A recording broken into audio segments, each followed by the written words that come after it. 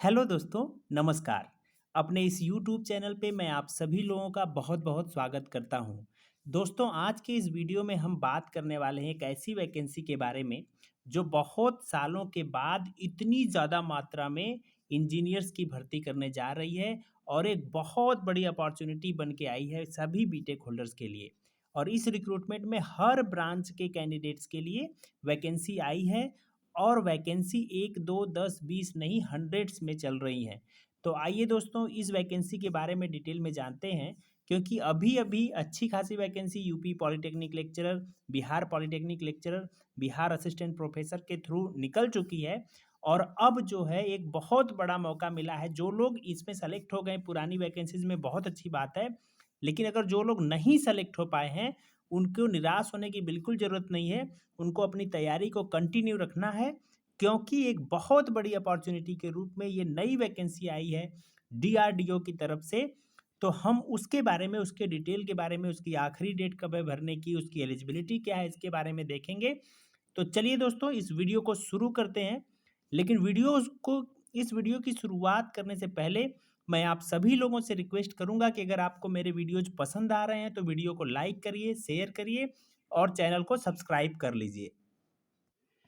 तो दोस्तों जैसा कि आप स्क्रीन पे देख पा रहे होंगे, ये नोटिफिकेशन है डीआरडीओ की तरफ से जारी किया गया है, जिसमें यहाँ पे आप देखिए 630 वैकेंसी की बात की गई है। 630 वैकेंसीज हैं और सभी वैकेंसी साइंटिस्ट बी की रिक्रूटमेंट के लिए हैं। और ये वैकेंसीज जो है, जिसमें से 3 संस्थानों में, 3 ऑर्गेनाइजेशंस में आपकी जॉब लगेगी। 630 में से 579 वैकेंसी डायरेक्ट डीआरडीओ में है और फिर 8 वैकेंसी डीएसटी में है, डिपार्टमेंट ऑफ साइंस टेक्नोलॉजी, और 43 वैकेंसी एडीए में है। सबके बारे में देखेंगे किसमें कितना कितना है। लेकिन आप दोस्तों समझिए कि डीआरडीओ में साइंटिस्ट बी की पोस्ट पे जो रिक्रूटमेंट हो रहा है वो 630 पोस्ट का बहुत बड़ी संख्या है। ये इंजीनियरिंग फील्ड में मैं कह सकता हूँ इतनी बड़ी रिक्रूटमेंट जल्दी जल्दी आती नहीं है, वो भी लेवल 10 की जॉब है। तो चलिए दोस्तों इसकी सैलरी, इसके लेवल के बारे में देखते हैं, नेचर ऑफ जॉब के बारे में देखते हैं, पूरे सिलेक्शन प्रोसीजर के बारे में देखेंगे। तो आइए नेक्स्ट पार्ट में देखते हैं इसके क्या है। तो दोस्तों आप ये देख सकते हैं कि इसमें जो सिलेक्शन हो रहा है वो डीआरडीओ में हो रहा है। यहाँ पे डीआरडीओ में हो रहा है, उसके बाद department of science and technology में हो रहा है, फिर एरोनॉटिकल डेवलपमेंट एजेंसी एडीए में भी इनकी इनका सिलेक्शन हो रहा है। और ये वैकेंसी जो साइंटिस्ट बी की पोस्ट है वो लेवल 10 की पोस्ट है, पहली बात तो। हाँ, ये लेवल 10 की पोस्ट है 7 सीपीसी के अकॉर्डिंग। और आप देख सकते हैं इसका जो बेसिक पे होने वाला है वो 56,100 रुपया, जैसा कि आप पॉलिटेक्निक लेक्चरर में भी देखे थे। लेकिन दोस्तों इसमें एचआरए और अदर अलाउंसेस मिला के इसकी सैलरी पॉलिटेक्निक लेक्चरर से बहुत ज़्यादा होने वाली है। और इसमें जैसा बताया गया कि नियरली 88,000 पर मंथ के हिसाब से इसकी सैलरी होगी। दोस्तों अगर पॉलिटेक्निक लेक्चरर की सैलरी के बारे में आपको जानना है तो उस पर भी मैंने एक वीडियो बनाया है कि इनहैंड सैलरी और ग्रॉस सैलरी कितनी बनेगी। उसका लिंक मैं डिस्क्रिप्शन बॉक्स में दे दूंगा, आप उसे भी देख लीजिएगा। लेकिन फिलहाल इसको शुरू करते हैं कि इसमें बताया गया है कि आपका 56,100 का बेसिक होगा, लेवल 10 की जॉब होगी और फिर जो इनहैंड सैलरी मिलेगी वो नियर अबाउट 88,000 पर मंथ मिलेगी, ऐसा डीआरडीओ ने अपने एडवर्टीजमेंट में ही बता रखा है। तो आगे देखते हैं दोस्तों कि किस किस ब्रांच में कितनी वैकेंसीज हैं। तो ये टेबल बना हुआ है और टेबल को 2 पार्ट में बांटा गया है। एक पार्ट, पहले पार्ट में 3 डिसिप्लिन्स हैं और दूसरे पार्ट में जो है 14 डिसिप्लिन्स हैं। तो देखते हैं जो शुरुआती 3 डिसिप्लिन है इसमें वैकेंसी अच्छी खासी बम्पर वैकेंसी हम कह सकते हैं, 100 100 के ऊपर ऊपर वैकेंसीज हैं। और जो पार्ट 2 में वैकेंसीज हैं उसमें थोड़ी कम कम उन ब्रांचेज हैं उनमें थोड़ी कम कम वैकेंसीज है, उनके बारे में भी हम देखेंगे। तो आइए दोस्तों पार्ट 1 से शुरू करते हैं और हम देखेंगे सबसे पहले इलेक्ट्रॉनिक्स एंड कम्युनिकेशन इंजीनियरिंग, जिनकी वैकेंसी हाल फिलहाल के ईयर में मैं कह सकता हूँ 5-6 साल से बिल्कुल सूखा पड़ा हुआ था, वैकेंसी नहीं आ रही थी। लेकिन यहाँ पे इलेक्ट्रॉनिक्स एंड कम्युनिकेशन के लिए अच्छी खासी वैकेंसी 135 यहाँ पे डीआरडीओ में है, 12 एडीए में है, 135 प्लस 8 यानी कह सकते हैं 141, सॉरी 143 यहाँ पे है, 12 यहाँ पे और 2 यहाँ पे। तो 157 वैकेंसीज हैं केवल और केवल इलेक्ट्रॉनिक्स एंड कम्युनिकेशन इंजीनियर्स के लिए।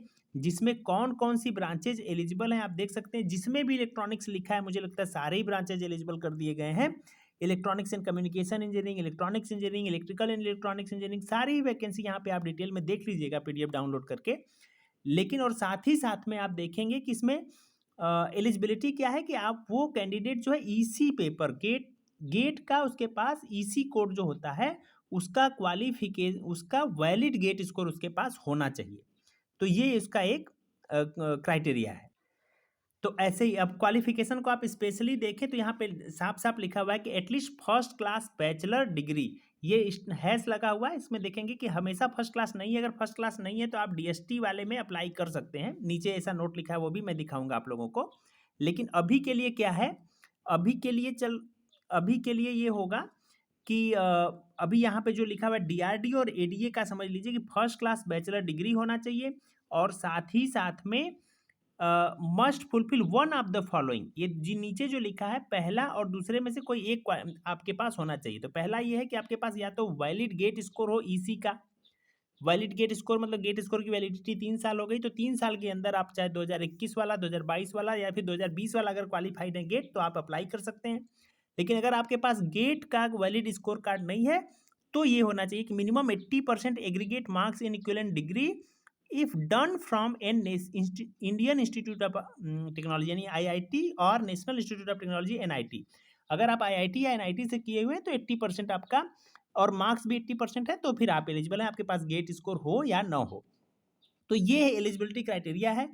और 157 पोस्ट बहुत बड़ी मात्रा में है और उसमें अनरिजर्व्ड कैटेगरी में भी 54 है, तो 54 भी कम नहीं होती हैं क्योंकि इतनी सारी वैकेंसी नॉर्मली ईसी वालों की आती नहीं और यहाँ पे मौका मिला हुआ है। अब मूव करते हैं दूसरे ब्रांच में और देखते हैं मैकेनिकल ब्रांच के बारे में। तो मैकेनिकल के लिए भी दोस्तों आप यहाँ पे देख सकते हैं कि कितनी 132 और 12 हो गए 144 और 17 यहाँ पे हो गए 161 और फिर 162 वैकेंसी मैकेनिकल के लिए भी आई हुई है। इसमें भी है कि एमई का गेट सर्टिफिकेट आपके पास होना चाहिए, गेट स्कोर होना चाहिए, valid GATE score. Mechanical engineering, mechanical and automation engineering, mechanical and production engineering वाले एलिजिबल हैं। और साथ ही साथ में सेम है कि अगर गेट स्कोर कार्ड नहीं है तो आईआईटी एनआईटी से होने चाहिए 80% मार्क्स के साथ। तीसरा ब्रांच है कंप्यूटर साइंस एंड इंजीनियरिंग। इसमें भी आप देख सकते हैं 104 प्लस 10 यानी 114, 4 118 तो 120 120 वैकेंसीज यहाँ पे आ गई हैं। तो दोस्तों इतनी बड़ी मात्रा में मैं कंप्यूटर साइंस के स्टूडेंट्स को भी बोलूँगा कि कंप्यूटर साइंस की भी गवर्नमेंट जॉब में इतनी वैकेंसीज बड़ा रेयर केस होता है। तो ये एक गोल्डन अपॉर्चुनिटी है हम सभी के लिए, जो लोग भी कंप्यूटर साइंस के स्टूडेंट्स हैं या फिर इलेक्ट्रॉनिक्स एंड कम्युनिकेशन के हैं या फिर मैकेनिकल इंजीनियरिंग के हैं, उनके लिए एक गोल्डन अपॉर्चुनिटी आई हुई है।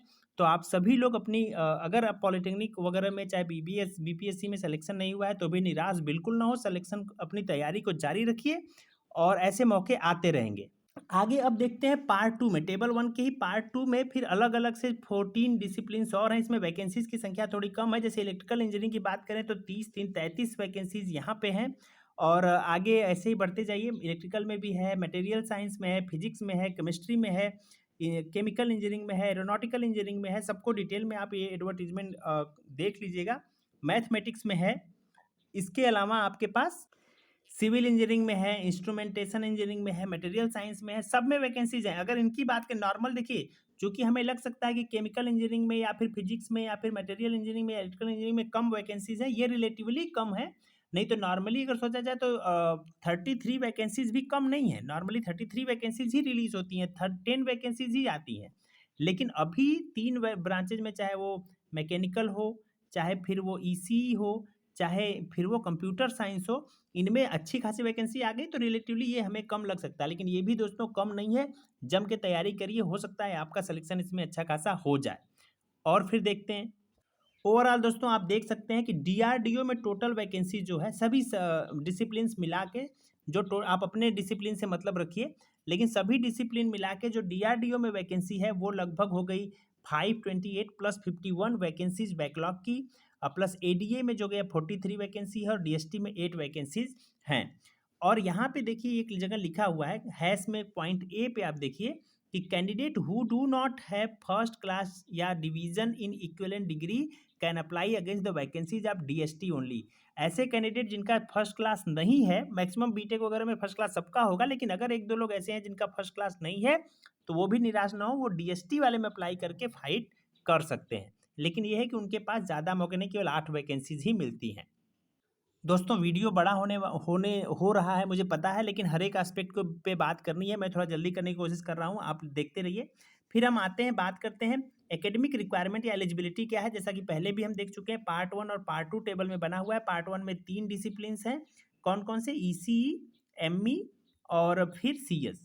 तो इनके लिए कुछ एलिजिबिलिटी क्राइटेरिया है, और फिर पार्ट 2 में ऐसे लोग हैं जिसमें जो 14 है उसके लिए अलग है।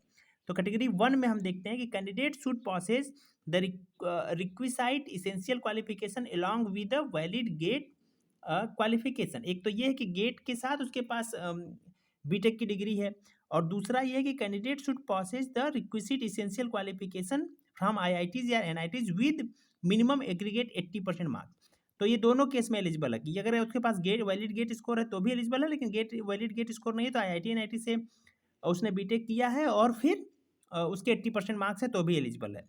तो ये तो पार्ट केवल 3 ब्रांचेज के लिए ऐसा है, ये वाला बाकी ब्रांचेज के लिए नहीं है, ये केवल इन 3 ब्रांचेज के लिए है जो कैटेगरी 1 में थे। कौन-कौन से फिर से मैं बता दे रहा हूँ, ईसी, मैकेनिकल और फिर सीएस के लिए ऐसी बात है। पार्ट 2 में जो रिमेनिंग 14 डिसिप्लिन्स है वहाँ पे आपके पास आईआईटी एनआईटी का चक्कर नहीं चलेगा, वहाँ पे आपके पास वैलिड गेट स्कोर होना ही चाहिए उस पर्टिकुलर पेपर में। जैसे फिजिक्स है तो फिजिक्स के पेपर में, केमिस्ट्री है तो केमिस्ट्री के पेपर में आपके पास वैलिड गेट स्कोर होना चाहिए। बिना वैलिड गेट स्कोर के आप अप्लाई नहीं कर सकते। तो ये हो गया एजुकेशनल एकेडमिक रिक्वायरमेंट आपकी। अब बात करते हैं हम कि एज की लिमिट क्या है। तो एज की लिमिट आप देख सकते हैं, जैसा कि नॉर्मली अनरिजर्व्ड के लिए 28 ईयर, डीआरडीओ के लिए, डीएसटी के लिए 35 साल और एडीए के लिए 30 साल होता है। और साथ ही साथ में ओबीसी के लिए 3 साल की छूट, हर एक में 3 साल जोड़ दीजिए, यानी कि 28 में 3 31 हो गया। और फिर एससी एसटी के लिए 5 साल का छूट हो जाता है, जनरल से 5 साल ज़्यादा यानी 33 साल में ये। तो वैसे ही डीएसटी में भी 35, 38 और 40 का लगा हुआ है, उसमें 30, 33 और 35 का लगा हुआ है। तो ये लोग अपनी कैटेगरी के हिसाब से अपने एज वाइज आप एलिजिबिलिटी देख लीजिए, ये एज हो गया।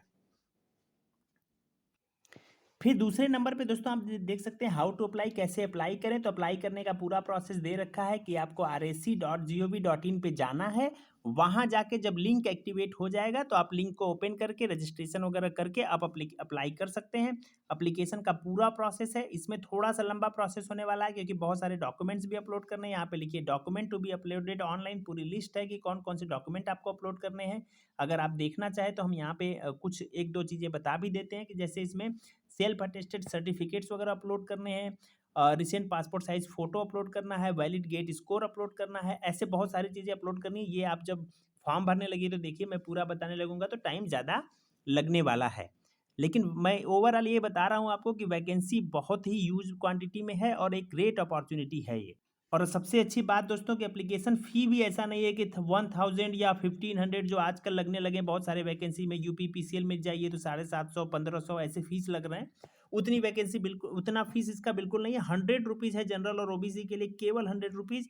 और वो उसके लिए एससी एसटी के लिए वो भी, एंड वुमेन कैंडिडेट के लिए वो भी एग्जेम्प्टेड है, बिल्कुल भी फ़ी नहीं है। तो 100 रुपीज़ का फ़ी है, आराम से अप्लाई किया जा सकता है। उसके बाद अगर हम सब्जेक्ट की बात करें तो उसको देखेंगे, सॉरी सॉरी सॉरी स्क्रीनिंग की बात करें कि कैसे सिलेक्शन प्रोसेस होगा। तो कैटेगरी 1 और कैटेगरी 2 की बात करिए, मतलब पार्ट 1 में जो 3 ब्रांचेस थे उनके सिलेक्शन का प्रोसेस को पहले बात करेंगे। 3 ब्रांचेस कौन कौन से थे फिर से कह रहा हूँ, ईसी, एमई और सीएस के लिए जो सिलेक्शन प्रोसेस है उसमें रिटेन एग्जाम होने वाला है। पार्ट 2 में जो 14 डिसिप्लिन है उसमें रिटेन एग्जाम नहीं होने वाला है। इसलिए जो पहले हम इन 3 पार्ट 1 की बात करेंगे उसमें कैटेगरी 1 के ऐसे बच्चे जो गेट के स्कोर से शॉर्टलिस्ट, जो गेट के स्कोर को क्वालिफाई करके वैलिड गेट स्कोर के अकॉर्डिंग वो अप्लाई किए हैं। तो वैलिड गेट स्कोर से अगर अप्लाई किए हैं तो 1:25 यानी 150 सीट लगभग है, तो लगभग समझ लीजिए 3700 लोगों को कॉल किया जाएगा। किस चीज़ के लिए? एग्जामिनेशंस के लिए, मतलब रिटेन एग्जाम के लिए 1:25, एक पे 25 लड़कों को रिटेन एग्जाम के लिए क्वालिफाई किया जाएगा। लेकिन साथ ही साथ में जो कैटेगरी 2 के बच्चे होंगे, यानी जो आईआईटी एनआईटी से ग्रेजुएट है, जो वैलिड गेट स्कोर नहीं है लेकिन आईआईटी एनआईटी से 80% मार्क्स के साथ पास हुए हैं, उन सभी बच्चों को जो है रिटेन एग्जाम में बुलाया जाएगा। गेट वालों को शॉर्टलिस्ट किया जाएगा। कुछ लोग हो सकता है बहुत ज़्यादा एप्लीकेशन आने पे कुछ गेट कैंडिडेट्स ना भी बुलाए जाएँ रिटेन के लिए, एक सीट पे 25 लोगों को बुलाया जाएगा, 3700 लोगों को बुलाया जाएगा। बहुत बड़ी संख्या है ये। इतने लोग तो मतलब अच्छे से गेट भी क्वालीफाई नहीं करते, गेट क्वालीफाई करते हैं लेकिन 3700 रैंक लाना बहुत अच्छी बात हो, मतलब 3700 रैंक में अच्छे खासे स्टूडेंट्स आ जाते हैं। तो इसलिए परेशान होने की बात नहीं है। सबका मुझे लगता है जो लोग भी गेट क्वालीफाई किए हैं इनको फॉर्म भरना चाहिए और वो रिटन के लिए तो ज़रूर बुलाए जाएँगे। उसके बाद दोस्तों 1:25 जो कैंडिडेट्स होंगे 1:25 को बुलाया जाएगा रिटेन के लिए। रिटेन के बाद इंटरव्यू के लिए जो बुलाया जाएगा यहाँ पे लिखा हुआ है, एक बार आप थोड़ा सा ऊपर से करके देखें, यहाँ पे लिखा हुआ है रिटेन के बाद जो इंटरव्यू के लिए बुलाया जाएगा वो होंगे 1:5, यानी एक एक से लेके 25 1:25 कैंडिडेट को रिटेन कराया जाएगा। रिटेन के बाद जो इंटरव्यू के लिए बुलाया जाएगा वो 1 पे 5 कैंडिडेट को, यानी अगर 150 कैंडिडेट है तो लगभग 750 लोग इंटरव्यू देंगे। ये ऐसा होने वाला है। आगे देखते हैं पार्ट 2 में जो डिसिप्लिन्स हैं दोस्तों, पार्ट 2 में जो 14 डिसिप्लिन्स है उसमें मैंने जैसा पहले ही बताया रिटेन एग्जाम नहीं है। रिटेन एग्जाम नहीं है तो उनको डायरेक्टली गेट स्कोर से ही शॉर्टलिस्ट किया जाएगा 1:5 के रेशियो में, कि वो एक कैंडिडेट पे 5 लोगों को इंटरव्यू के लिए बुलाया जाएगा। फिर यहाँ देख सकते हैं दोस्तों कि detail of the written examinations only for part 1 discipline, क्योंकि पार्ट 1 वालों में 3 में ही एग्जाम होने वाला है, तो जो डिटेल है उसका यही है कि जो ईसीई का ईसी यूपीएससी के थ्रू जो इंजीनियरिंग सर्विसेज का एग्जाम कराया जाता है उसी का सिलेबस फॉलो किया जाएगा। दो पेपर होंगे और दोनों पेपर 300 मार्क्स के होंगे, ऐसा लिखा हुआ। 2 पेपर्स ऑफ 300 मार्क्स ईच, यही कंडक्ट किया जाएगा और सिलेबस जो होगा इंजीनियरिंग सर्विसेज एग्जामिनेशन का ही होगा, और जो कि यूपीएससी की तरफ से कंडक्ट कराया जाता है हर साल। तो ये सिलेबस होगा। तो ये तो हो गया दोस्तों पूरा ओवरऑल सिलेक्शन प्रोसेस, कि सिलेक्शन प्रोसेस में आपको क्या करना है, किस आधार से आप की शॉर्ट लिस्टिंग की जाएगी। अगर आप 3 में आते हैं, पार्ट 1 में जो तीनों थे, तो उसमें क्या होगा, आपका पहले 1:25 गेट स्कोर से शॉर्ट लिस्ट किया जाएगा, उसके बाद 1:5 रिटेन मार्क्स से शॉर्ट लिस्ट किया जाएगा, उसके बाद आपका इंटरव्यू होगा। इंटरव्यू के मार्क्स में फिर देखेंगे, इंटरव्यू के मार्क्स के आधार पे, इंटरव्यू के मार्क्स के आधार पे नहीं, उसको सिलेक्शन क्राइटेरिया भी दिया हुआ, उस पर भी बात करेंगे। तो यहाँ तक लोग इंटरव्यू में पहुँच जाएंगे। और अगर आप पार्ट 2 में बिलोंग करते हैं, जैसे सिविल इंजीनियरिंग में बिलोंग करते हैं, तो आपके केस में क्या होगा कि गेट स्कोर से ही 1:5 कैंडिडेट को बुला करके उनका इंटरव्यू लिया जाएगा, फिर सिलेक्शन होगा। अब हम देखते हैं सिलेक्शन क्राइटेरिया क्या होगी, किसको कितना वेटेज दिया जाएगा, रिटेन को कितना वेटेज दिया जाएगा और इंटरव्यू को कितना वेटेज दिया जाएगा। तो पार्ट 1 में जिनके लिए रिटेन हो रहा है, यानी 3 ब्रांचेज के लिए रिटेन को 80% वेटेज दिया जाएगा और इंटरव्यू में को केवल 20% वेटेज दिया जाएगा, जैसा कि इस लाइन में लिखा हुआ है, आप देख सकते हैं। और पार्ट 2 में जिसमें कि रिटेन एग्जाम है ही नहीं, केवल इंटरव्यू है, उसमें भी ऐसा नहीं कि केवल इंटरव्यू के आधार पे आपका सिलेक्शन हो जाए। उसमें जो सिलेक्शन होगा वो ऐसे होगा कि गेट के स्कोर पे आपको 80% वेटेज है, और इस पे इंटरव्यू का क्या होगा, 20% वेटेज है, जैसा कि यहाँ पे लिखा है वाइज मेरिट। इसमें GATE score and 80% weightage of GATE score and 20% weightage of marks in personal interview. तो इस प्रकार का वेटेज दिया जाएगा। बाकी चीज़ें लायबिलिटी टू सर्व आप देख सकते हैं कि चूंकि सेंट्रल गवर्नमेंट की जॉब है तो आपको कहीं पे भी सर्व करना पड़ सकता है, ये बात की गई है। फिर क्लोजिंग डेट है कि जब भी लिंक एक्टिवेट हो जाएगा, अभी तक लिंक एक्टिवेट नहीं है लेकिन आप जाके देखिएगा, लिंक जैसे ही एक्टिवेट हो जाएगा उसके बाद 21 दिन का आपको टाइम मिलेगा फॉर्म भरने के लिए। तो दोस्तों ओवरऑल मैं ये कह सकता हूँ, और नीचे देख सकते हैं आखिरी पेज पे कुछ इंपॉर्टेंट टिप्स दिए हैं, ऐसी कोई बहुत ज़रूरी बात नहीं है। जो लोग गवर्नमेंट जॉब है उनके लिए कुछ निर्देश हैं, मैं उस पर डिटेल में नहीं जा रहा हूँ, तो चूँकि ये वीडियो ऑलरेडी काफ़ी लंबा हो गया है। लेकिन दोस्तों ये मैं कहूँगा कि अगर आपका कहीं सिलेक्शन हो गया है, बहुत अच्छी बात है, क्योंकि अभी अभी कुछ अच्छी अपॉर्चुनिटीज़ आई हैं, चाहे यूपी पॉलिटेक्निक लेक्चरर रहा हो, चाहे बीपीएससी की तरफ से असिस्टेंट प्रोफेसर की वैकेंसी रही हो, चाहे बीपीएससी की तरफ से पॉलिटेक्निक लेक्चरर और कुछ है रेलटेल या इधर उधर की वैकेंसी छोटी मोटी आती रही, यूपी पीसीएल वगैरह की वैकेंसी आती रही हैं। लेकिन इतनी ह्यूज मात्रा में यूपी पॉलिटेक्निक लेक्चरर आया है, बीपीएससी असिस्टेंट प्रोफेसर आया है, और फिर ये डीआरडीओ है जो कि लगभग 150 या खासतौर से इसी की बात करूं तो 150 के आसपास में वैकेंसी निकाल के दे रहा है। तो बिल्कुल भी हताश होने की जरूरत नहीं है। अगर आपका कहीं सिलेक्शन नहीं हुआ है अभी तक, तो अपनी तैयारी को कंटिन्यू रखिए। तैयारी जो कि एक लेवल तक पहुंच ही गई है, बहुत सारे लोग इंटरव्यू तक पहुंचे, इंटरव्यू के बाद उनका सिलेक्शन नहीं हुआ, तो वो समझ लें कि अब उनका सिलेक्शन होने की बारी आ चुकी है। कमर कस लीजिए। एग्जाम की डेट भी दे रखा है, वो मैं बताना भूल गया। एग्जाम की एक्सपेक्टेड डेट मैं दिखाता हूँ आपको। हाँ, यहाँ पे लिखा हुआ है एग्जाम की एक्सपेक्टेड डेट कि written examination is likely to be held on 16 अक्टूबर 2022, यानी अभी भी हमारे पास जुलाई, अगस्त, सितंबर के टाइम है। 3 मंथ्स यानी 300 डेज़ का टाइम है। 3 मंथ्स 3 एंड हाफ मंथ्स का टाइम है। 100 डेज़ में आप अच्छी खासी तैयारी कर सकते हैं और एक अच्छी खासी post, gazetted post same level की और अच्छे अलाउंस के साथ, अच्छी खासी सैलरी के साथ आप डीआरडीओ में साइंटिस्ट बी की पोस्ट पे बैठ सकते हैं।